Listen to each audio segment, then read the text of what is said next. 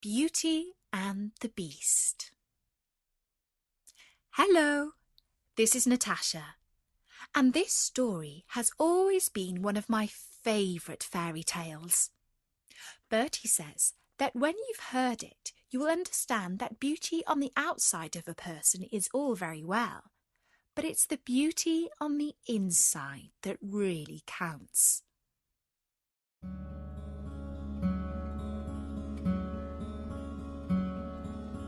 A long time ago, in a faraway land, a merchant was returning home after a long journey.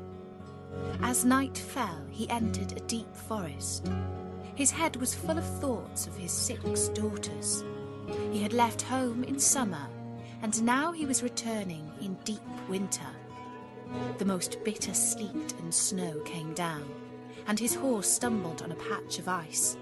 He heard wolves howling, and soon he realised that he was lost.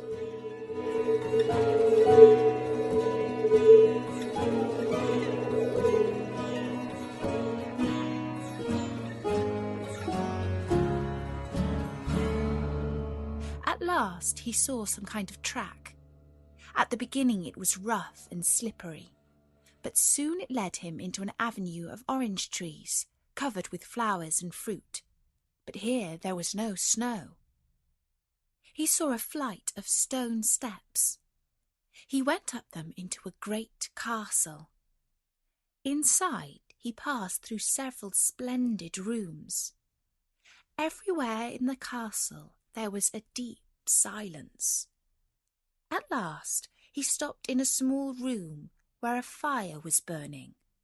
He lay down on the couch and very soon fell into a sweet sleep.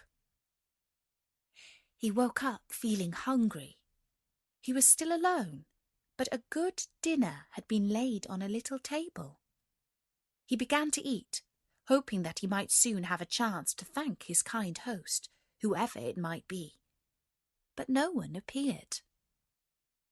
Then he went down into the garden, and though it was winter everywhere else, here the sun shone, and the birds sang, and the flowers bloomed, and the air was soft and sweet.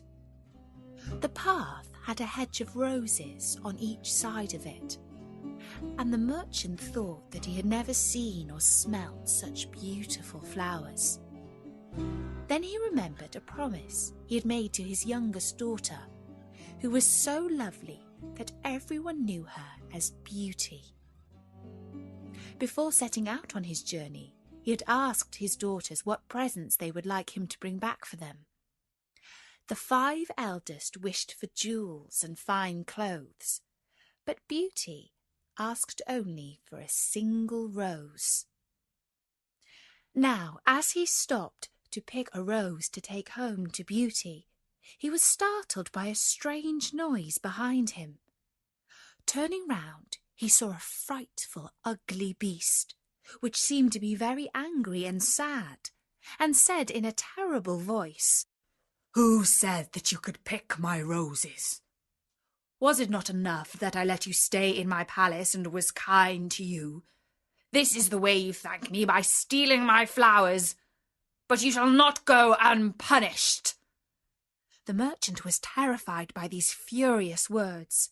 He dropped the fatal rose, and throwing himself on his knees, cried, "Pardon me, noble sir. I am truly grateful to you for your kindness. I could not imagine that you would mind so much if I took such a little thing as a rose." But the beast was still furious. He cried, "Excuses and flattery will not save you from the death you deserve." "Alas," thought the merchant, "my daughter's rose has put me in this terrible danger." And he began to tell the beast of his journey, not forgetting to mention how Beauty had asked him for a rose. "I beg you to forgive me, for I meant no harm," he pleaded. The beast thought for a moment, and then he said in a less terrible voice, "I will forgive you on one condition. That is, if you will give me one of your daughters." "Ah," cried the merchant, "what excuse could I invent to bring her here?" "No excuse," answered the beast. "She must come willingly. "Go home. I give you a month to see if one of your daughters will save you. If none of them is willing to come to me, you must come back alone. And do not think you can hide from me, for if you do not keep your word, I will come and fetch you."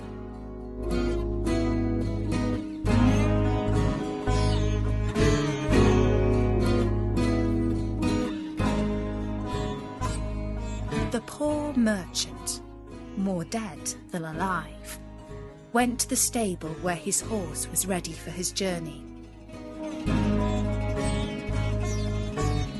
It carried him off so swiftly that in an instant he had lost sight of the palace, and he was still wrapped in gloomy thoughts when it stopped before the door of his house. His daughters rushed to meet him.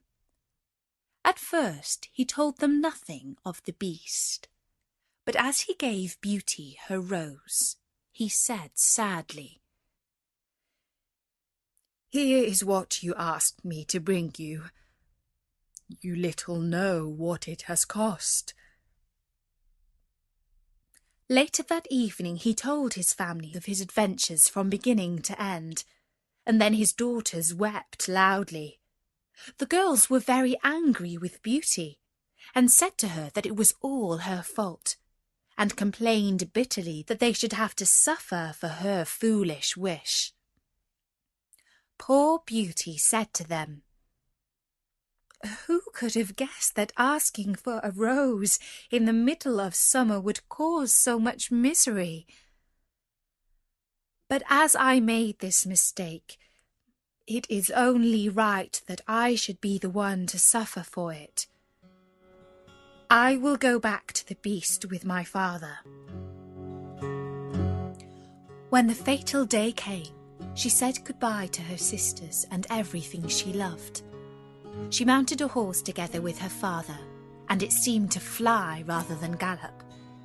They soon reached the avenue of orange trees, where statues were holding flaming torches, and when they got nearer to the palace, music sounded softly from the courtyard.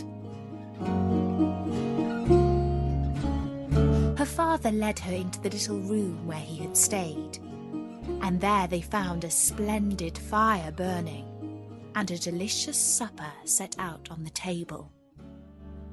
After they had finished their meal, they heard the beast's footsteps approaching, and Beauty clung to her father.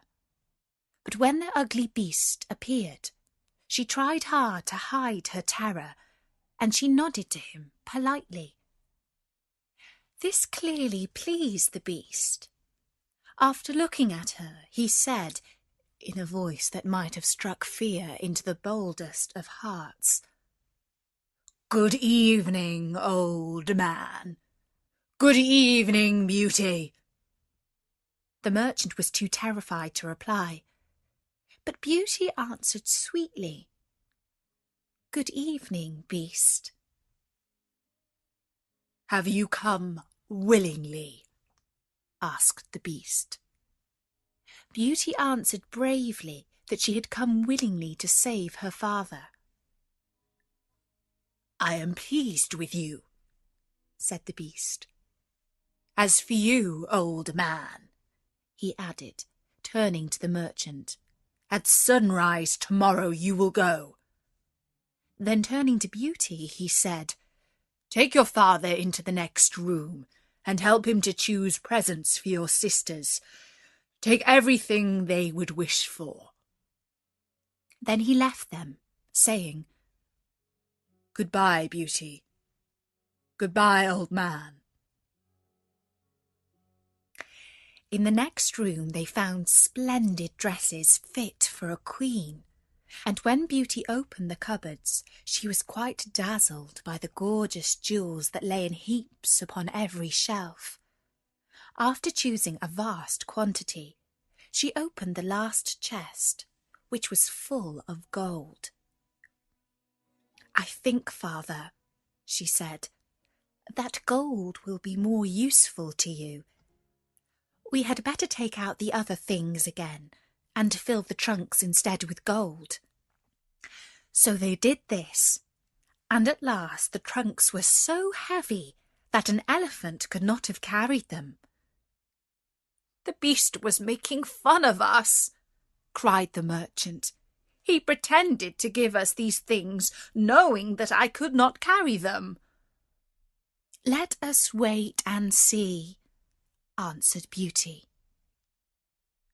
At sunrise they went down into the courtyard, where 2 horses were waiting, one loaded with the 2 trunks, the other for the merchant to ride. And as soon as he climbed into the saddle, he went off at such a pace that Beauty lost sight of him in an instant. Then she began to cry, and she went back to her room and fell into a deep sleep. She dreamed that she was walking by a stream when a young prince came up to her and said in a voice that went straight into her heart, "Ah, Beauty, you are not so unlucky as you suppose. Only try to find me, no matter how I may be disguised, as I love you dearly. Make me happy, and you shall be happy. Be as true-hearted as you are beautiful, and we shall have nothing left to wish for."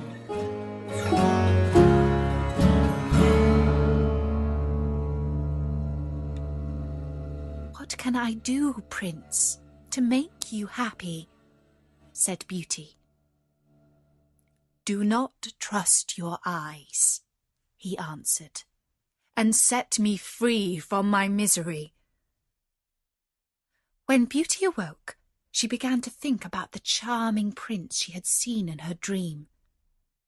"He said I could make him happy," said Beauty to herself. "It seems that this horrible beast keeps him a prisoner. How can I set him free? I don't understand it. But after all, it was only a dream, so why should I worry about it?"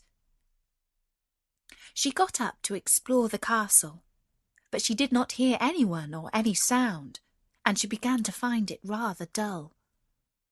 Only that evening, after supper, she heard the beast coming, and she trembled with fear at what it might do. But he only said, "Good evening, Beauty." She answered cheerfully, and managed to hide her terror. He spoke politely to her for about an hour, and asked her all about her life with her family. Then he said in a gruff voice, "Do you love me, Beauty? Will you marry me?" "Oh, what shall I say?" cried Beauty, for she was afraid to make the beast angry by refusing.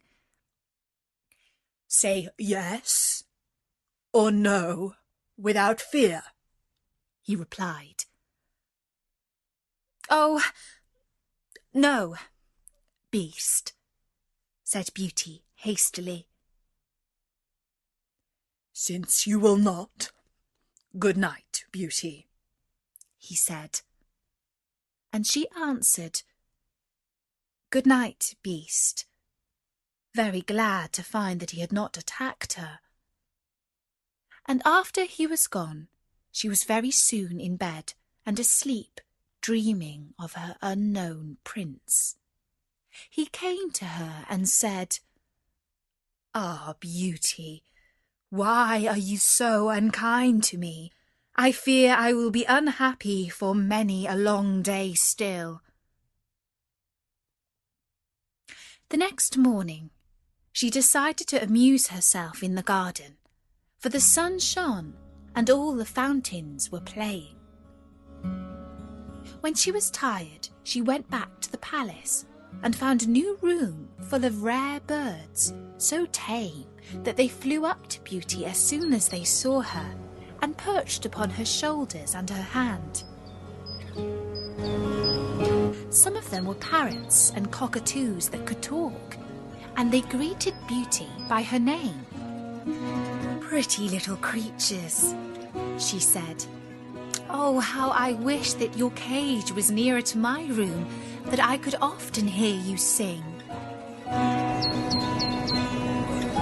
When she left, she opened a door and found that it led straight into her own room.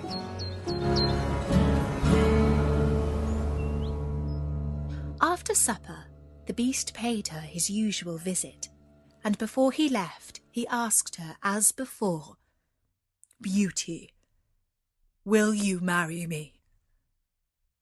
And when she refused, he gave her a gruff "good night" and left her. The days passed, and every evening the Beast asked her the same question, and she gave him the same answer.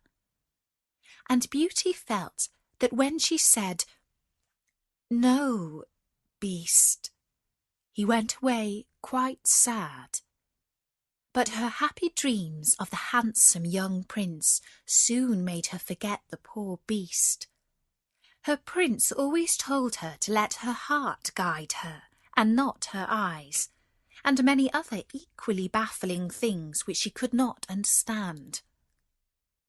At last, happy as she was, Beauty began to long for her family. One night, seeing her look very sad, the Beast asked her what was the matter. Beauty was no longer afraid of him. Now she knew that he was really gentle, in spite of his ferocious looks and his dreadful voice. So she answered that she was longing to see her home once more. When he heard this, the Beast cried miserably, "Ah, Beauty, have you the heart to leave an unhappy beast like me? Is it because you hate me that you want to escape?" "No, dear Beast," answered Beauty softly. "I do not hate you, and I should be very sorry never to see you any more, but I long to see my father again. Only let me go for 2 months, and I promise to come back to you and stay for the rest of my life." The Beast replied with a sigh, "I cannot refuse you anything you ask, even though it should cost me my life. You may go, but remember your promise and come back when the 2 months are over, or you may be sorry. For if you do not come in good time, you will find your faithful Beast dead."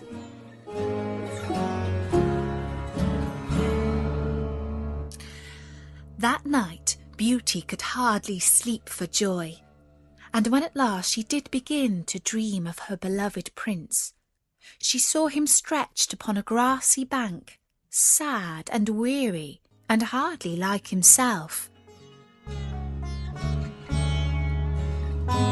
"What is the matter?" she cried.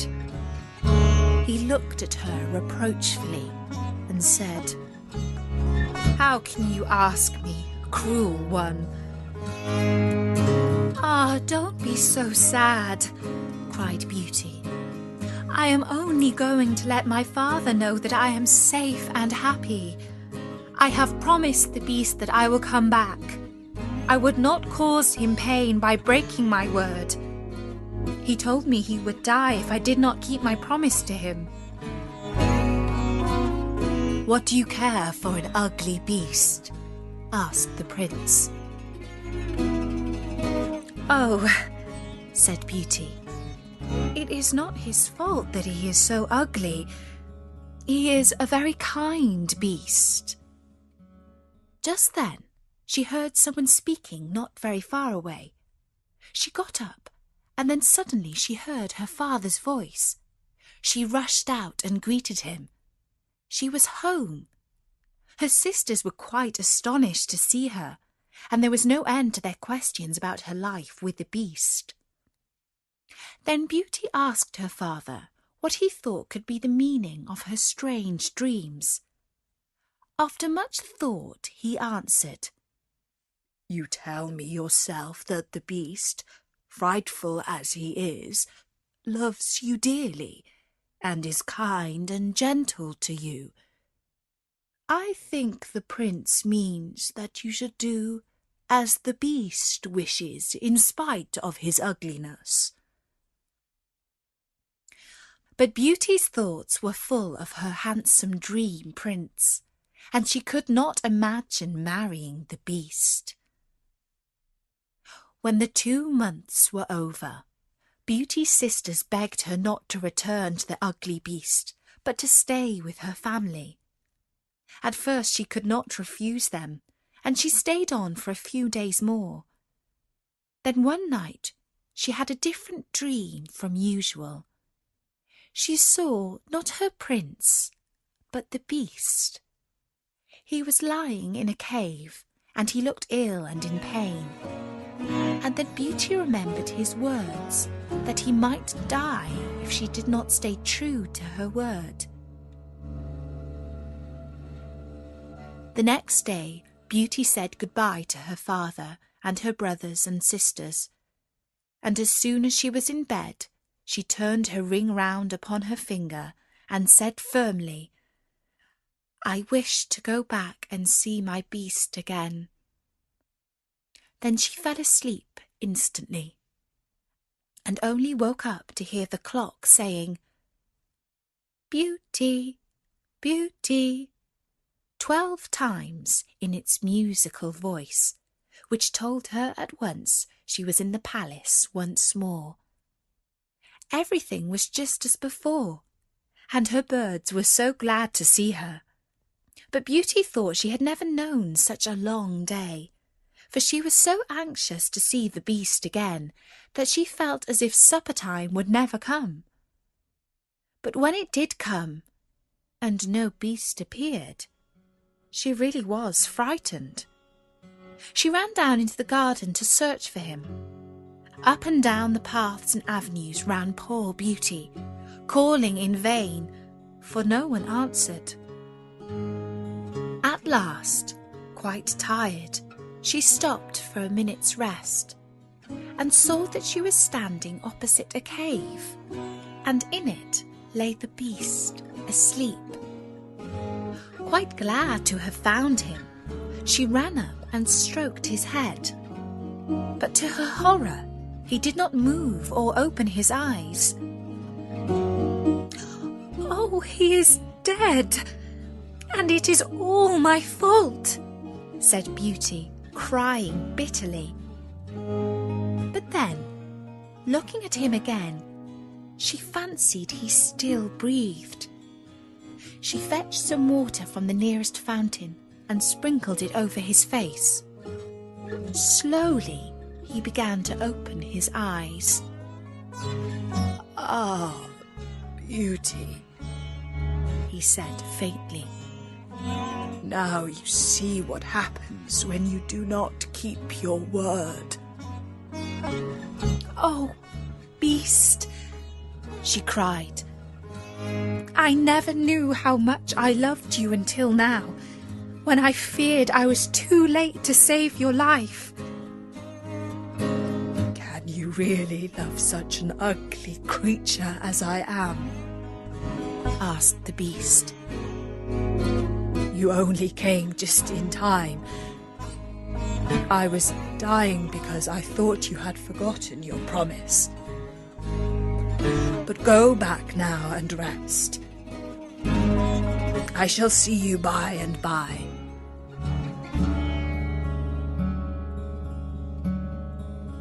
Beauty went back to the palace, where supper was awaiting her, and afterwards the beast came in as usual, and asked about the time she had spent with her family, and if they had been all very glad to see her.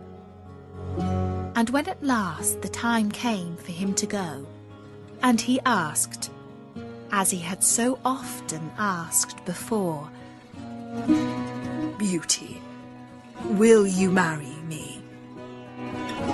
she answered softly, Yes, dear beast. As she spoke, a blaze of light sprang up before the windows of the palace.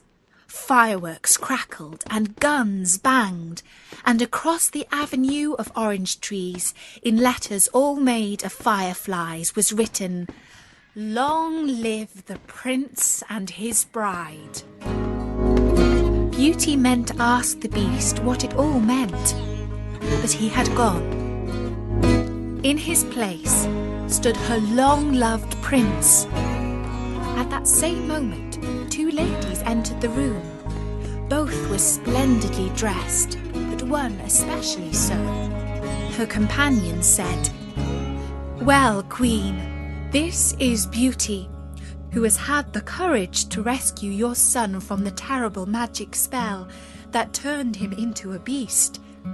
They love one another, and your consent to their marriage is all they need to make them perfectly happy. I agree with all my heart, cried the Queen, and then she tenderly embraced Beauty and the Prince. Now, said the fairy to Beauty, I suppose you would like me to send for your father and sisters. She did so. The marriage was celebrated the very next day, and Beauty and the Prince lived happily ever after.